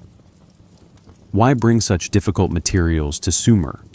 One answer is durability. Another answer is status. A third answer, more symbolic, is resonance. Some stones produce audible tones when tapped. Maybe rituals use these subtle vibrations. Maybe certain materials were chosen for how they responded to sound or temperature. Or maybe the choices were purely spiritual, meaningful in ways we can sense but not decode. Imagine a craftsman shaping such a bowl. He sits in the shade of a courtyard, his tools laid neatly beside him. The stone warms slowly under the sun. He works with patience, turning the vessel in his hands, listening to the sound of each strike. He doesn't write his technique. He doesn't explain his reasoning. Knowledge passes through practice, not instruction. And so the method becomes invisible, hidden across time. Lost not because it was secret, but because it lived in the hands rather than the words of its keepers. Myths reflect this hiddenness too. Some describe the Anunnaki shaping destinies with unseen power. Others describe divine weapons, tablets that command reality, or journeys into realms beyond the visible world. Mainstream scholars interpret these as metaphors, political authority, natural forces, or psychological themes. But alternative interpretations suggest they preserve faint memories of real events, real technologies, or real conflicts now buried beneath centuries of storytelling. Both views offer insight. Neither resolves every detail. And that is the quiet beauty of ancient myth. It speaks with both clarity and mystery. Perhaps the greatest of these unseen forces was time itself. Time that layered cities beneath cities. Time that shaped rivers into new paths. Time that preserved some memories and erased others. And in the stillness of forgotten rooms and buried foundations, time holds the secrets we cannot yet reach. As we leave the hidden dimensions and step forward, we enter the realm of questions. The great unresolved debates about how the Sumerians understood their gods, their world, and the conflict that would one day be remembered as the war that ended an age. When we reach the deepest layers of Sumerian tradition, we encounter questions that feel larger than history itself. Questions about origins, intention, conflict, and the unseen logic behind ancient myth. These questions don't have single answers. They open slowly, like doors in a long corridor, each leading to another possibility. And maybe that is the point. The Sumerians lived close to the unknown, accepting that mystery shapes the world as much as certainty does. One of the great questions concerns the nature of the Anunnaki themselves. Some scholars believe they represent personified natural forces, wind, water, fertility, storms, transformed into divine personalities. Others suggest they reflect political hierarchies, a cosmic mirror of Sumerian city-state alliances. But a few researchers imagine something different, that the gods represent inherited memories from older cultures, passed into Sumer through migration and trade.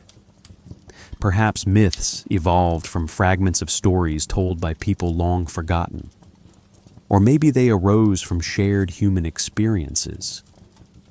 The fear of storms, the hope for harvests, the longing for order.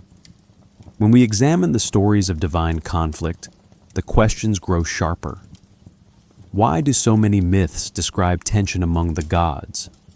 Why do councils debate, rivals challenge one another, and cosmic order teeter on the edge of change? Some scholars believe these narratives reflect political realities, city-states competing for power under divine symbolism. Others suggest they encode natural cycles, floods disrupting stability, drought challenging agriculture, planetary movements creating patterns of disappearance and return. But one more possibility lingers quietly. Perhaps the stories describe psychological truths, the way human beings experience conflict within themselves, projected onto divine figures. Maybe the myths speak to inner struggles as much as outer ones. The question of divine intervention also remains unresolved. Texts describe gods shaping destinies, sending floods, granting kingship. Are these descriptions literal, symbolic, a blend of both? Some scholars see them as metaphors for unpredictable forces, weather shifts, political upheaval, disease. Others argue that priests interpreted cosmic patterns and presented them as divine decisions. A few imagine that the Sumerians believed in a world where the boundaries between natural and supernatural were soft, where every event carried divine resonance. We may never know how much was faith, how much was metaphor, and how much was observation wrapped in story. Perhaps the most intriguing question concerns the origins of Sumer itself. How did such an advanced culture appear so early, with writing, irrigation, astronomy, urban planning, and law? Mainstream archaeology attributes this to gradual development beginning in the Ubaid period, around 5500 BCE. Others propose influences from neighboring cultures in Iran and Anatolia. And a small group of researchers imagines that Sumer inherited older knowledge, techniques, myths, and stories carried across generations from cultures that left little physical trace. Maybe these threads came from wider trade networks, maybe from migrating groups, or maybe they came from traditions that were never recorded, only spoken. When we look at cross-cultural patterns, the parallels deepen. Egyptian myths describe gods who govern cosmic order. Greek myths tell of divine councils debating human fate. Vedic stories speak of celestial conflicts shaping the ages of the world. Why do so many ancient cultures describe gods meeting, arguing, dividing roles, or waging battles that reshape reality? Some scholars argue this reflects universal human psychology, the need to explain change through narrative. Others propose shared origins, stories carried across continents through migration. And a few imagine something more speculative, that ancient people worldwide observed celestial events, planetary conjunctions, eclipses, meteor storms, and framed them as divine interactions. Perhaps cosmic patterns inspired the stories. Perhaps the stories shaped how people saw the sky. Or maybe both are true. Even the question of the flood, so central to Sumerian myth, remains open. Archaeology confirms flood layers in cities like Shuruppak and Ur, dating to around 2900 BCE. But were these floods regional events magnified through generations of storytelling? Or remnants of multiple floods combined into one enduring myth? Some scholars say the flood story represents political reset, the rise of a new dynasty after upheaval. Others believe it encodes environmental catastrophe, and a few suggest it symbolizes spiritual renewal, a cleansing of old patterns. We may never know which version is closest to the truth. In quiet moments, these uncertainties become part of the beauty of the ancient world. Imagine sitting beside the ruins of an old temple at dusk. Wind moves gently across the bricks. The sky deepens from blue to violet. In this calm, the questions feel less like puzzles and more like invitations. What if mystery is not something to solve, but something to sit with? What if the value lies not in choosing one interpretation, but in understanding how each adds depth to the story? Maybe that is what the Sumerians understood. Their myths did not demand certainty. Their rituals acknowledged unseen forces without trying to define them completely. Their stories offered multiple layers: political, celestial, emotional, symbolic, without requiring a single answer. In this way, the myths feel alive even now. When we move deeper into the great unanswered questions of Sumerian tradition, we enter a space where archaeology, myth, astronomy, and human imagination blend quietly together. These questions aren't merely footnotes of history.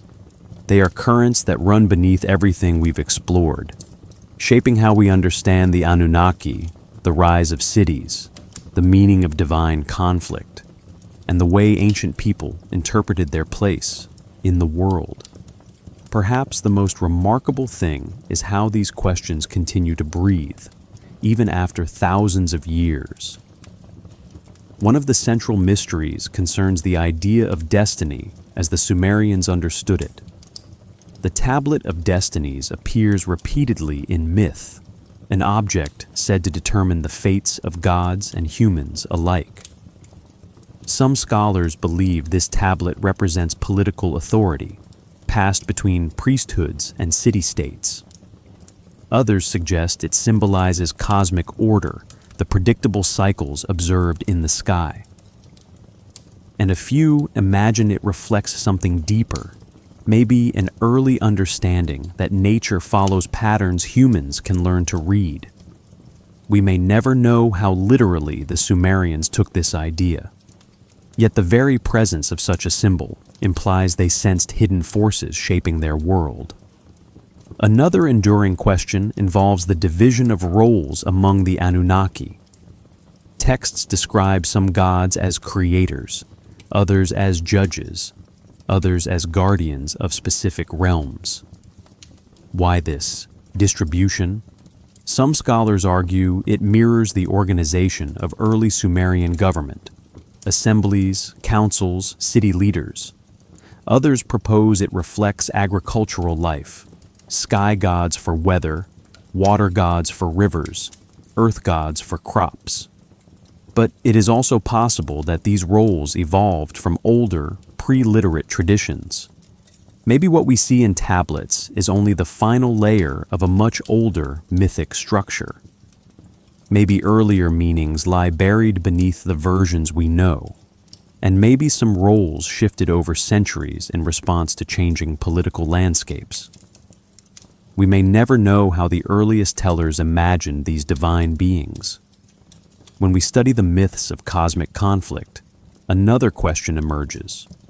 Why do so many ancient traditions, not just in Sumer but across the world, describe wars among gods? Some scholars believe this pattern reflects real human struggles, transformed into celestial stories. Others suggest it encodes environmental upheavals, floods, droughts, volcanic events, interpreted as divine anger.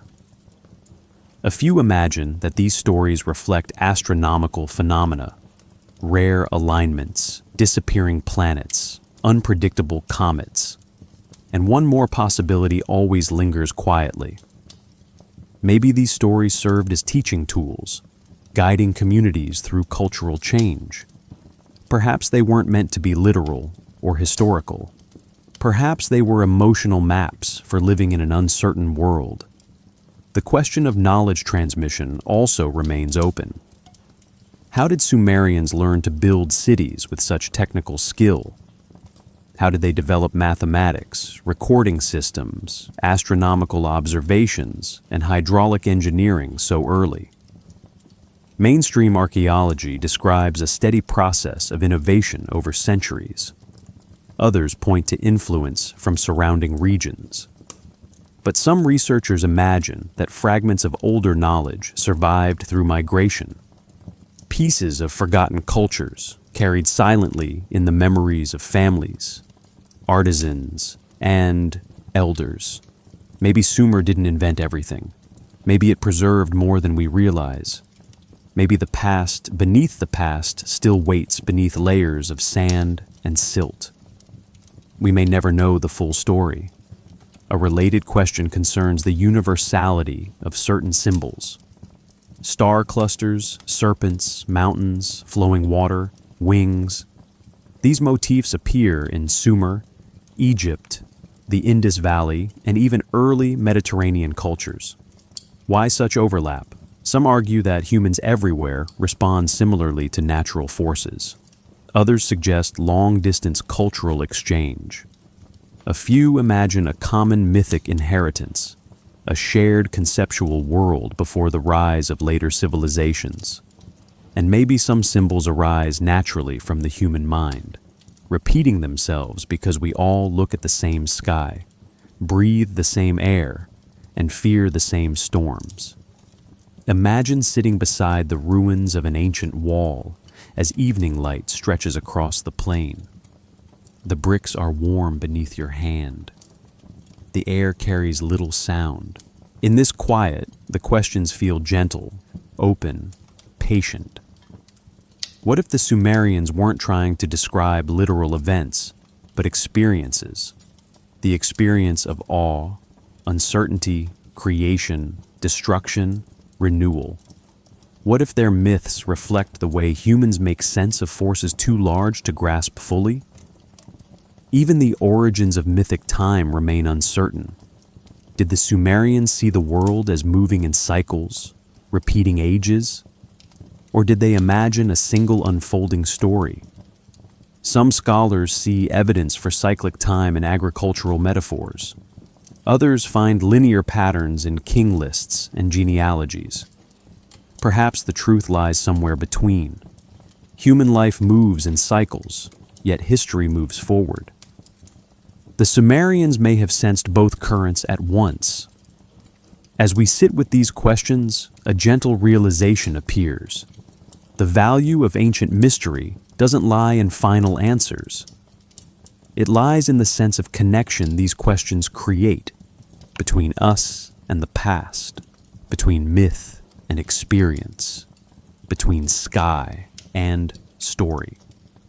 Maybe that is why these questions endure.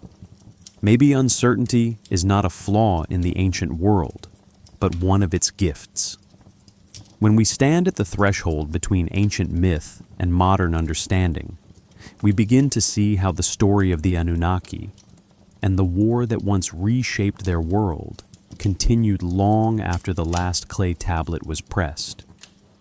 Even as cities fell to shifting rivers, rising salt levels, and passing empires, the memory of these divine beings survived. Not intact, not in its original form, but carried like a faint echo through languages, stories, and beliefs that stretched across thousands of years. Perhaps this is how ancient memory works, not preserved perfectly, but kept alive by the rhythms of retelling. When the Sumerians declined, their myths flowed into the Akkadian world. The names changed slightly, the roles shifted, but the structure remained. Enlil became Elil, Inanna became Ishtar, Enki became Ea. The divine council transformed into the great gods of heaven and earth. And even now, scholars trace how these stories traveled further still, shaping Babylonian cosmologies, influencing early Hebrew texts, and leaving symbolic footprints across the mythology of the wider Near East. The memory didn't vanish. It migrated. It adapted.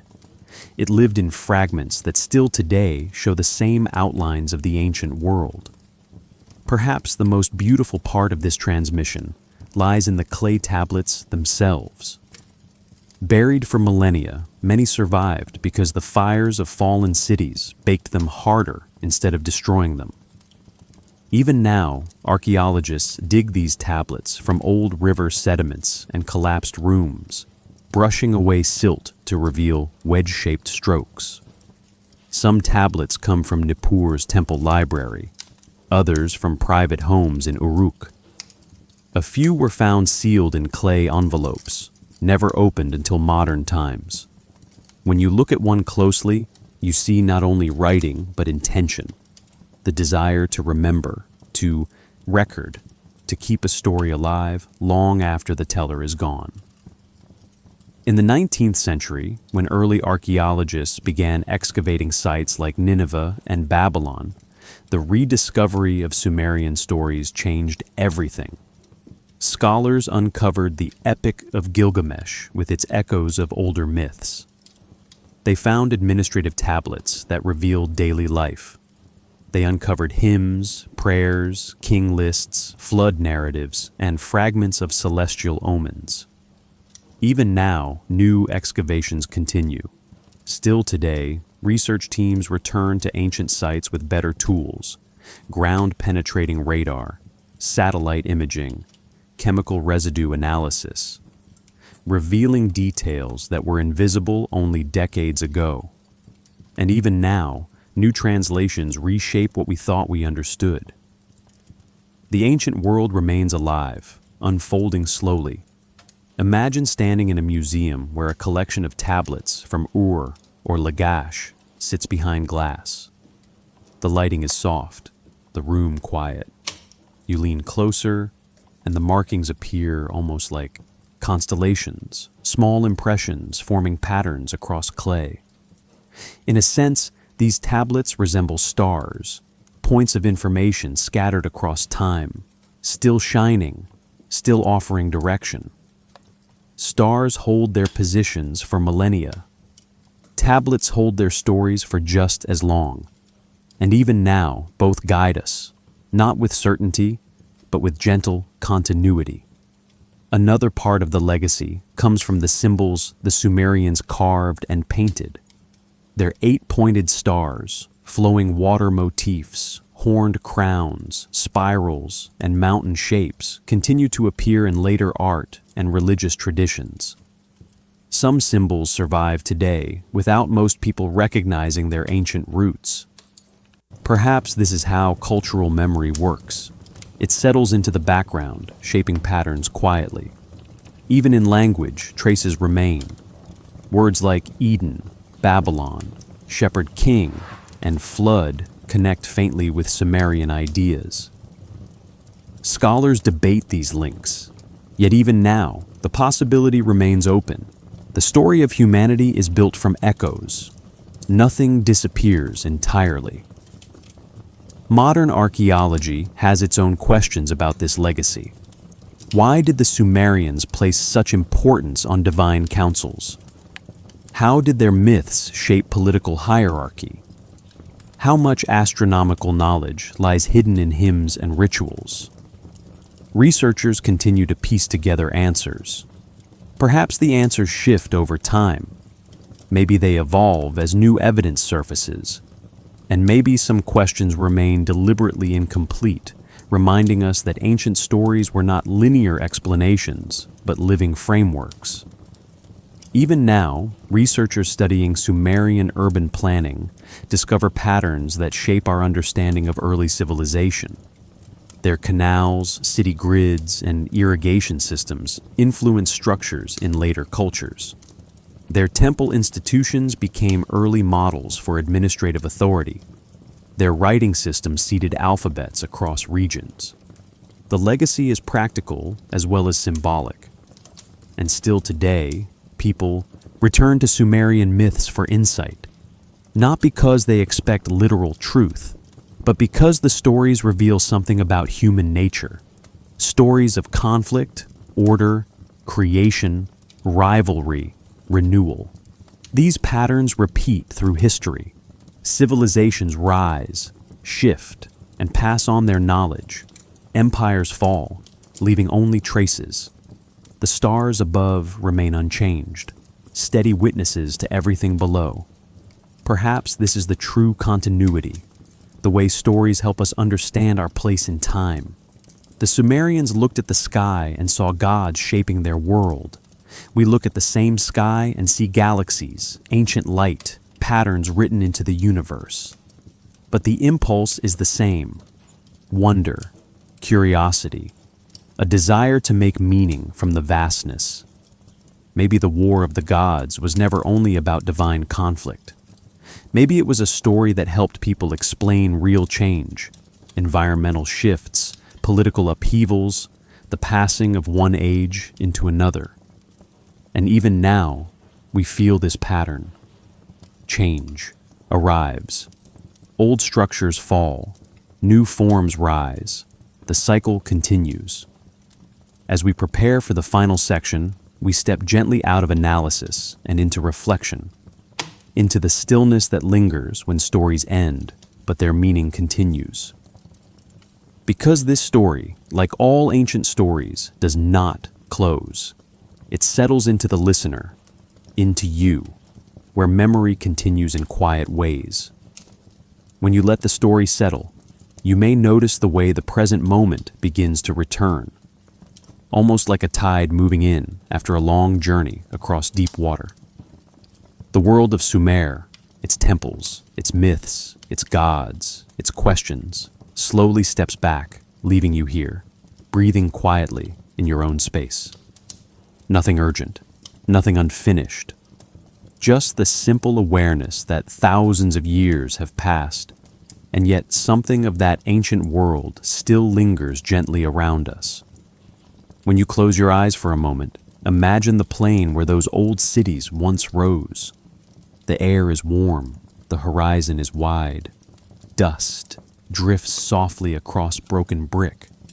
Even now, the stars above that land are the same stars shining above you tonight. Their light has crossed ages, empires, and forgotten stories. It arrives without hurry, without judgment, without need for answers. Perhaps this is the continuity the Sumerians felt, the quiet reassurance that some things remain steady even as everything else changes. As you breathe, let yourself sense how the mysteries we explored are not problems to solve, but companions. They walk with us, gently, asking nothing more than attention. Maybe the origins of the Anunnaki will always be partly hidden. Maybe the deeper meaning of their stories will always feel slightly out of reach. And maybe that is exactly where their power lies, in the space between what we know and what we feel, in the calm acceptance that some stories are meant to open, not close. Imagine standing beside the ruins of an old ziggurat at dusk. Wind moves across the stones in slow, patient currents. The bricks beneath your hand hold warmth from the day. Shadows rise quietly along the steps. In that stillness, the centuries fold together, not as history, but as presence. What was once bustling and bright is now silent, yet not empty. You feel the weight of time as something soft, something steady, something that doesn't demand anything from you. Perhaps this is what the Sumerians understood when they spoke of cycles, that creation, conflict, order, and renewal flow in loops rather than lines, that every age rises, settles, and becomes memory. And that memory itself transforms, becoming story, then symbol, then quiet understanding. Even now, you are part of that cycle, listening, imagining, remembering. The ancient world continues not in its ruins, but in the way you carry it forward in thought, in wonder, in the calm recognition that the past still breathes faintly within the present. Let yourself feel the gentleness of that connection. Let the questions soften. Let the long arc of time stretch out around you like a quiet landscape. There is no need to reach for conclusions. No need to decide what was literal, what was symbolic, what was lost. The story has offered what it can. The rest settles into silence. And as the final image forms, picture the ancient plain once more. A soft night settling over the land. Wind still moving over ruins. Stars still watching. Stone still remembering. And everything fading gently into quiet, into breath, into the open space where stories rest between one moment and the next.